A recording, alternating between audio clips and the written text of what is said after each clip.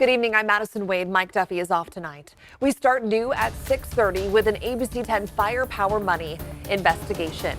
Some of PG&E's past victims are stunned at this week's surprise announcement that PG&E was able to escape prosecution for 2 large wildfires. But prosecutors say they need tougher laws if it's ever going to change. Here's ABC 10's investigative reporter Brandon Ritteman. For more than 3 years now, Muriel Wysotsky's dealt with the aftermath of what PG&E did to her family. They're pillaging. They're pillaging our state. Muriel's mom, Colleen Riggs, died in Paradise, one of PG&E's 84 manslaughter victims. After watching PG&E plead guilty to felonies for killing those people, she has a hard time understanding what local prosecutors just did. I mean, it's so hard to know what to say about it. It's just appalling. As a victim of one of PG&E's prior 91 felonies, she wanted to see the book thrown at PG&E for sparking last year's massive Dixie Fire and the 2019 Kincaid Fire. But this week, 6 local district attorneys allowed PG&E to settle those cases as a civil matter. No criminal convictions, no admission of wrongdoing. They go on to trigger a new criminal investigation and we have a civil settlement.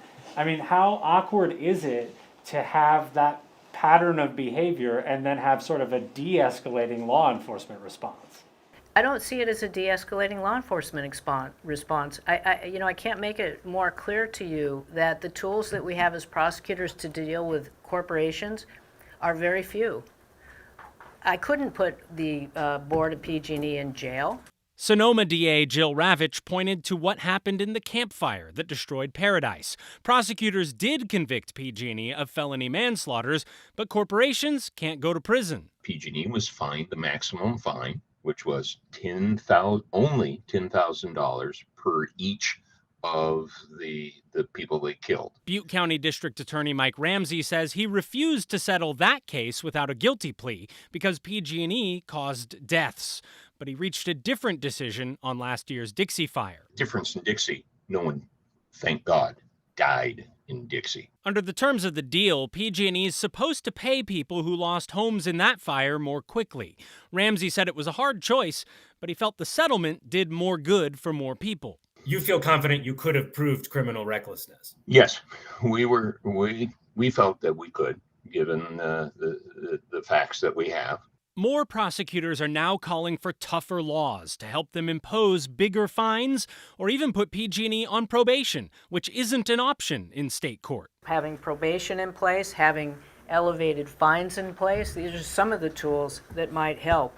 Lawmakers did consider tougher penalties for sparking fires, but the legislation never went anywhere, fueling skepticism of the Capitol, where more than 8 out of 10 lawmakers and the governor all accepted campaign donations from PG&E after its first felony convictions. If there's another wildfire, I'll be as upset as anybody else. Ravitch encourages you to call your state assemblyperson or senator to give prosecutors stronger tools. But I would like to see them have stronger tools.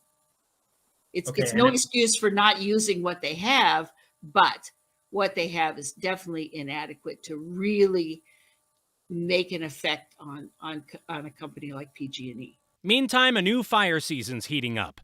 The big question is, will PG&E spark another major fire for the 6th year in a row? Brandon Ritteman, ABC 10 News. In announcing this deal, PG&E has once again promised that it's going to improve safety. The company was not able to settle its pending criminal case that's ongoing in Shasta County. PG&E still faces dozens of charges, including 4 felony counts of manslaughter for the Zog Fire, which burned 2 years ago and also took several lives.